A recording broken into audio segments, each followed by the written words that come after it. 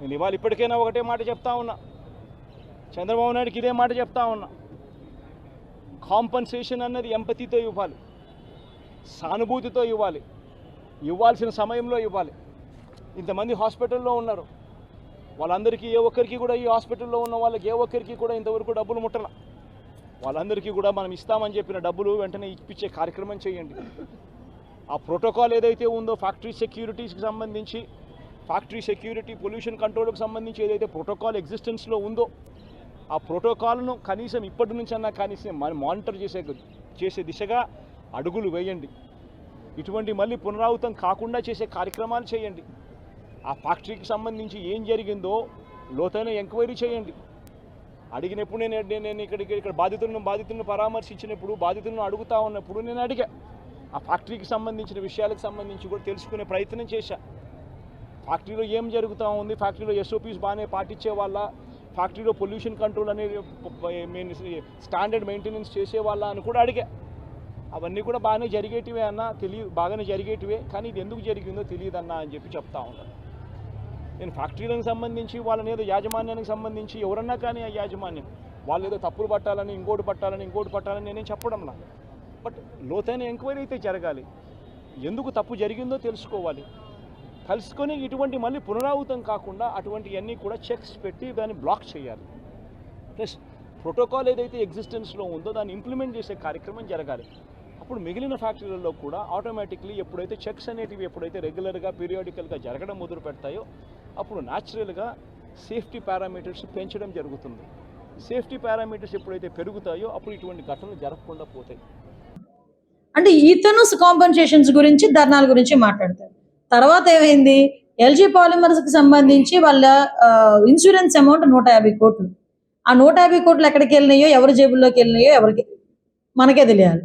ఇంకొకటి, ఇమీడియట్గా super speciality hospital అక్కడ కట్టేస్తానని చెప్పి ఒక పాడుపడిపోయిన ఒక స్కూల్ బిల్డింగ్ తీసుకొని, నాకు ప్రింట్ ఇక్కడ రాలేదు, లేకపోతే మీకు ప్రింట్ కూడా ఇచ్చేదాన్ని, స్కూల్ బిల్డింగ్ కూడా తీసుకొని దానికి 50 కోట్ల రూపాయలు తీసుకొని 2 నెలల తర్వాత ఆ బోర్డు తిరగేసేసి ఇప్పటికీ కూడా అక్కడ హాస్పిటల్ లేదు, ఏమీ లేదు, ఇంతకు ముందు ఆ స్కూల్లా అని చూపించిన అది అలానే ఉంది. ఇదిగో అది ఏదో కాదు, నేను విత్ ప్రూఫ్ చూపిస్తాను. ఇది school building, old school building తీసుకొచ్చి హాస్పిటల్ కింద కన్వర్ట్ చేస్తున్నామని 2 బోర్డులు పెట్టి సూపర్ స్పెషాలిటీ హాస్పిటల్ అని 50 కోట్ల రూపాయలు, లిటరల్లీ 50 కోట్ల రూపాయలు తీసుకొని ఈ రోజుకి కూడా అక్కడ హాస్పిటల్ లేదు. వీళ్ళు నైతికత గురించి, అదేవిధంగా కాంపన్సేషన్స్ గురించి కూడా మాట్లాడతారు. నేను అనుకున్నాను నేను, ఇప్పటికైనా మనోడు ఈ అమ్మఒడి, రైతు భరోసా వీటి గురించి మాట్లాడడం మానేస్తాడేమో అనుకున్నాను. కానీ ఎక్కడ యాజ్ టీజ్ స్క్రిప్ట్ అనమాట. నేను వాళ్ళ స్క్రిప్ట్ రాసే వాళ్ళు కూడా అడుగుతా, కొంచెం స్క్రిప్ట్ మార్చండి ఆయనకి, ఎక్కడికి వచ్చినప్పుడు ఏం మాట్లాడాలో చెప్పండి. కొంచెం చనిపోయిన వాళ్ళ దగ్గరికి వచ్చి నవ్వుతూ మాట్లాడతాడు, వాళ్ళతో సరదాలు చేస్తాడు, అక్కడ కూర్చొని అక్కడ ఒంట్లో బాగోక వాళ్ళు బాధపడుతూ ఉంటే అక్కడ కూర్చొని సరదాలు చేస్తూ ఉంటాడు, నవ్వుతూ ఉంటాడు. పోనీ పక్కన పెట్టండి, అది అయిపోయిన తర్వాత బయటకు వచ్చి నేను ఉండుంటే ఇది వచ్చేది, నేను ఉండుంటే అది వచ్చేది. అరే ఇక్కడ బాధపడి 17 మంది చనిపోయారు, వాళ్ళకి వాళ్ళకి సహాయ చర్యలు ఏంటి, వాళ్ళు నీ తరపు నుంచి నువ్వేమి ఇస్తున్నావు, అవి మానేసుకొని అక్కడికి వచ్చి కూడా అలా రైతులకి ఇంత అందేది, నేనుంటే వీళ్ళకి ఇంత అంది ఉండేది. అన్నిటికన్నా కొసమరిపు ఏంటంటే ధర్నా, మీకు ఇవ్వకపోతే ధర్నా చేస్తాను. ధర్నా చేయాలంటే ముందెళ్ళి ఢిల్లీలో కూర్చొని ధర్నా చేయి. మీ బాబాయిని చంపిన ఇప్పుడు వచ్చి పట్టుకోలేకపోయారు మీ వాళ్ళు, 5 సంవత్సరాలు నువ్వేం చేయలేకపోయావు, వాటి గురించి ధర్నా చేయి. మీ తాలూకు ఎమ్మెల్యేలు, ఎమ్మెల్సీలు ఎన్ని పనులు చేస్తున్నారో చూస్తున్నావు కదా, వాళ్ళ గురించి ధర్నా చేయి. విషయం ఏంటంటే ఇక్కడికి వచ్చి పాప ఇంకొక విషయం, వాళ్ళు మనం బ్లేమ్ చేస్తారు. ఈ రోజు నువ్వు ధర్నాయే చేయాలంటే చాలా సంఘటనలు నేను చెప్తా, దానికి వచ్చి ధర్నా చేయి, అప్పుడు మాట్లాడుకుందాం. అంతే తప్పించి ఏదో అంటారు కదా, అయిపోయిన పెళ్లికి వచ్చి బాజాలు చేస్తుంటారు. ఇప్పుడు విషయం ఏంటి, అయిపోయింది అక్కడ సిచ్యువేషన్ అంతా. కాంపన్సేషన్స్ నువ్వు ఏదైతే డిమాండ్ చేసావు, కాంపన్సేషన్స్ అన్నీ వెళ్ళినాయో లేదో తెలియకుండా అక్కడికి వచ్చి కూర్చొని మాట్లాడితే ఎల్జీ పాలిమర్స్ గురించి మాట్లాడతావు.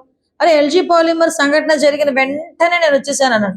అరే ఎల్జీ పాలిమర్స్ సంఘటన జరిగిన తర్వాత యాజమాన్యాన్ని ఎక్కడ పిలిపించుకున్నావు, నువ్వు సీన్లోకి అసలు వెళ్ళావా? ఎల్జీ పాలిమర్ సంఘటన జరిగిన ప్లేస్లోకి జగన్మోహన్ రెడ్డి ఆ రోజు వెళ్ళాడా అసలు? మీరు ఒకసారి ఆలోచన చేయండి. జగన్మోహన్ రెడ్డి కనీసం ఆ ప్లేస్లోకి వెళ్లకుండా ఎక్కడో హాస్పిటల్లో ఉన్న బాధితులను పరామర్శించి బయటకు వచ్చేసి ఎవరైతే 12 మంది, యాక్చువల్గా చనిపోయింది 15 మంది, స్పాట్లో చనిపోయింది 12 మంది, 3 రోజుల తర్వాత ఒక 3 చనిపోయారు. 12 మందికి 15 మందికి ₹1,00,00,000 పరిహారం అందజేసి ఆ లాస్ట్ లో చనిపోయిన 3కి కూడా ఈ రోజుకి కూడా ₹1 అందలేదు. తెలుసా మీకు? ఏదైతే కాంపన్సేషన్ ₹1,00,00,000 అనౌన్స్ చేశారో చాలా మందికి ఆ మృతులకి కూడా ఈ రోజుకి కూడా కాంపన్సేషన్ అందలేదు. 5 సంవత్సరాల పైన అయిపోయింది ఈ రోజుకి. మళ్ళా పైగా గాయపడిన వాళ్ళ గురించి, తీవ్రంగా గాయపడిన వాళ్ళ గురించి మాట్లాడతారు. నా దగ్గర ఒక వీడియో కూడా ఉంది, మీరు చూస్తే మీరు అంటే వీళ్ళు ఇప్పుడు చేసేది ఒకటే, అప్పుడు మాట్లాడేది ఒకటి ఉంటుంది.